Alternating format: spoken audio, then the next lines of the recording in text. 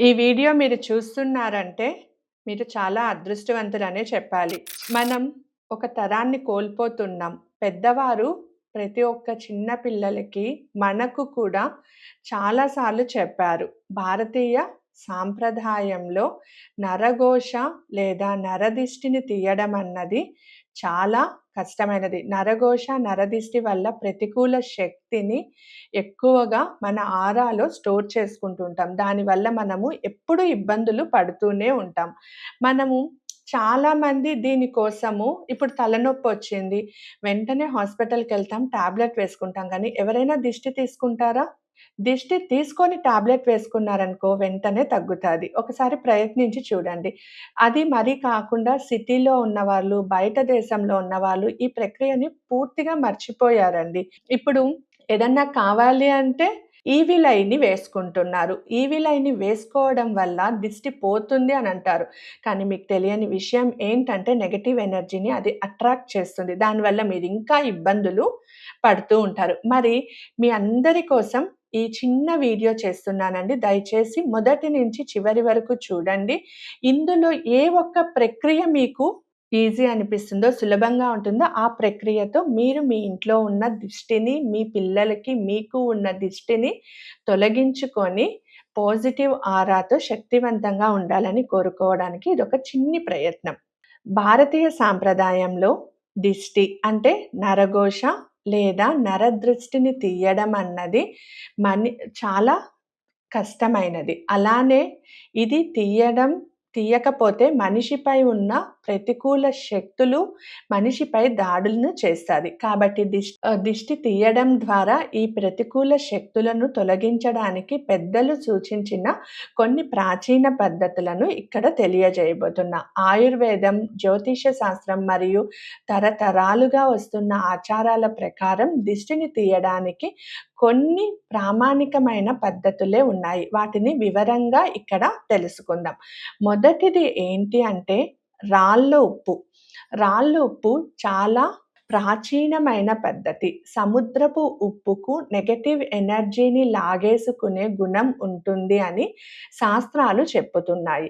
ఎలా చెయ్యాలి అంటే కుడి చేతి గుప్పెట్లో కొద్దిగా రాళ్ళ ఉప్పు తీసుకోవాలి. ఎవరికైతే దిష్టి తీయాలనుకుంటున్నారో వారిని తూర్పు అంటే ఈస్ట్ ఫేసింగ్‌లో కూర్చోపెట్టి వారి తల చుట్టూ సవ్య దిశలో అంటే క్లాక్ వైస్ డైరెక్షన్‌లో 3 సార్లు తిప్పి, యాంటీ క్లాక్ వైస్ డైరెక్షన్‌లో 3 సార్లు తిప్పి, చివరిగా పైనుంచి కిందకు ఒకసారి తీయాలి. ఇలా దిష్టి తీసిన తరువాత ఆ ఉప్పుని ఏమి చెయ్యాలి అనంటే నీటిలో అయినా వేయొచ్చు, లేదా వాష్ బేసిన్‌లో లేదా సింక్‌లో వేసి నీళ్లను వదిలేసేయండి. ఉప్పు కరిగిపోయే కొద్దీ దిష్టి కూడా కరిగిపోతుంది అనేసి నమ్మకం. ఇది ప్రతి ఒక్కరి ఇళ్ళల్లో రాళ్ళ ఉప్పు ఉంటాది కాబట్టి ఎవరికీ కష్టం లేని ప్రక్రియ. ఏ దేశంలో ఉన్నవారైనా చేసుకోవచ్చు.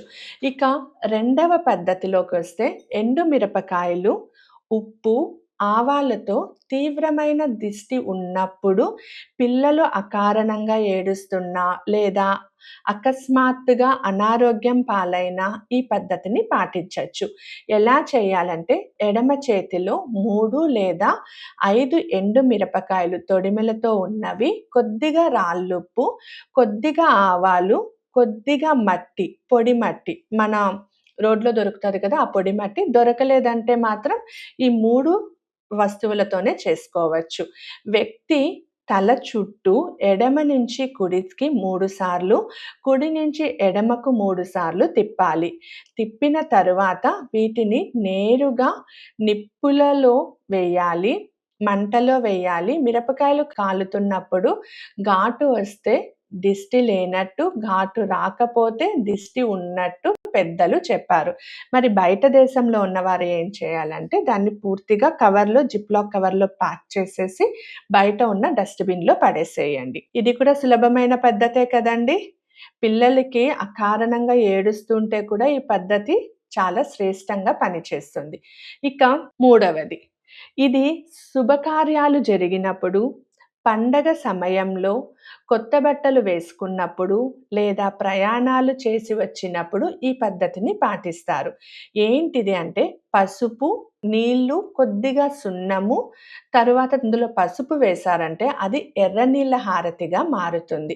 ఏం చేయాలంటే ఆ పళ్ళెంతో వ్యక్తి తల చుట్టూ 3 సార్లు తిప్పి ఆ నీళ్లను ఎవరు తొక్కని ప్రదేశంలో లేదా చెట్టు మధ్యలో లేదా రోడ్డు పక్కనైనా పారపోసేసేయాలి. ఇది కూడా చాలా సులభమైనది. నాలుగవదేంటంటే కర్పూర హారతి. ఇది ప్రతి ఒక్కరింట్లో కర్పూరం ఉండనే ఉంటుంది. ఇది చాలా సులభమైన మరియు పవిత్రమైన పద్ధతి. కర్పూరం వెలిగించేటప్పుడు వచ్చే పాజిటివ్ ఎనర్జీ నెగెటివ్ ఎనర్జీని నశింపచేస్తుంది, దహించి వేస్తుంది. ఎలా చేయాలి అంటే ఒక చిన్న పళ్ళెంలో కర్పూరం బిళ్ళలు పెట్టి వెలిగించి దేవుడికి మనం ఎలాగైతే హారతినిస్తామో అలా వ్యక్తి తల చుట్టూ clock wise direction, anti clock wise డైరెక్షన్‌లో 3 సార్లు తిప్పాలి. అలా చేసిన తర్వాత ఆ ప్లేట్‌లో ఉన్న కర్పూరాన్ని ఇంటి బయట కింద పెట్టేయాలి లేదా ఆరిపోయాక ఇంటి బయట ఉంచాలి. ఇది కూడా చాలా ఈజీ పద్ధతండి. ప్రయత్నించండి. తరువాతది పటిక.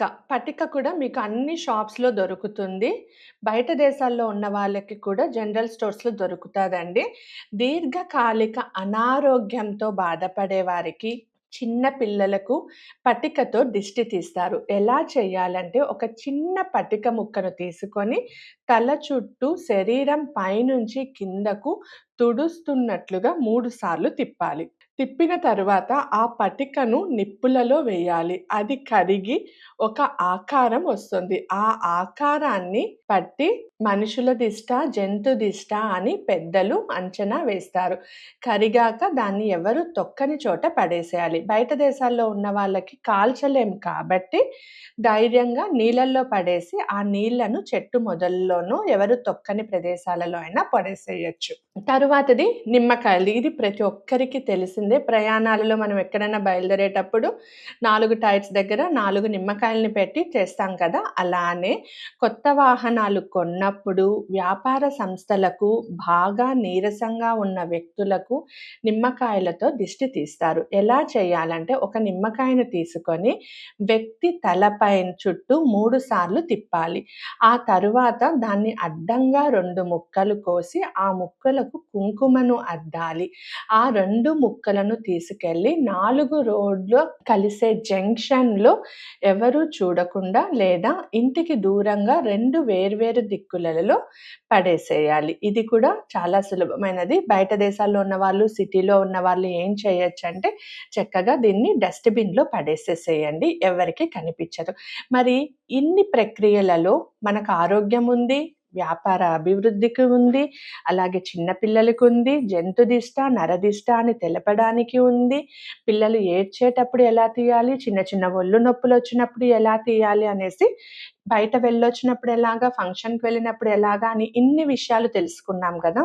మరి ఏదన్నా ఒక ప్రక్రియను పాటించేటప్పుడు దానికి కొన్ని రూల్స్ అండ్ రెగ్యులేషన్స్ ఉంటాయి కదా! మరి దిష్టి తీసేటప్పుడు పాటించవలసిన ముఖ్యమైన విషయాలేంటో కూడా తెలుసుకుందామా? సమయం కూడా చాలా ముఖ్యమైనదండి. దిష్టి ఎప్పుడు సాయంత్రం వేళలో సూర్యాస్తమం తరువాత లేదా రాత్రి పడుకునే ముందు తీయడం ఉత్తమం. ఎవరు తీయాలి? ఇంట్లో పెద్దవాళ్ళు, తల్లి, అమ్మమ్మ, నాన్నమ్మ తీయడం మంచిది. దిష్టి తీసే వ్యక్తికి, తీయించుకునే వ్యక్తిపై ప్రేమ, వాత్సల్యం ఉండాలి. దిష్టి తీసిన తరువాత ఆ వస్తువులను బయట పడేసి నేరుగా బాత్రూమ్‌కి వెళ్ళి కాళ్ళు, చేతులు, ముఖం కడుక్కోవాలి. ఆ తర్వాతనే ఇంట్లో ఇతర వస్తువులను తాకాలి. దిష్టి తీసిన వస్తువులను బయట పారేసి వచ్చేటప్పుడు మళ్ళీ వెనక్కి తిరిగి చూడకూడదు. అలాగే దిష్టి తీసే ప్రక్రియ పూర్తయ్యే వరకు ఏమీ మాట్లాడకుండా మౌనంగా ఉండడం చాలా మంచిది. ఇష్ట దైవాన్ని మనసులో తలుచుకుంటూ వారిపై ఉన్న నెగెటివ్ ఎనర్జీస్‌ని తొలగించమని వేడుకుంటూ దిష్టి తీయడం చాలా మంచిది. తీసే పద్ధతులు చాలా వరకు చాలా మందికి తెలుసు. కానీ తీసే విధానం అలాగే దానికి పాటించవలసిన రూల్స్ అండ్ రెగ్యులేషన్స్ తెలియదు కాబట్టి, ఆ రూల్స్ అండ్ రెగ్యులేషన్స్‌తో కొన్ని పద్ధతులతో మీ ముందుకి ఈ వీడియోని తీసుకొచ్చాము. దయచేసి మీరే కాకుండా మీ ఫ్రెండ్స్‌కి కూడా షేర్ చేయండి. మీ గ్రూప్స్‌లో షేర్ చేయండి. ఇది చాలా మందికి రీచ్ అయితే వాళ్ళు కూడా ఇలాంటి విషయాలు తెలుసుకొని వాళ్ళ ఆరోగ్యాన్ని కూడా బాగు చేసుకుంటారు చిన్న చిట్కాలతో. సర్వే జన సుఖినో భవంతు. సమస్త సన్మంగళాని భవంతు. ఓం శ్రీ గురుభ్యో నమః. ఓం శ్రీ మాత్రే నమః. స్వస్తి.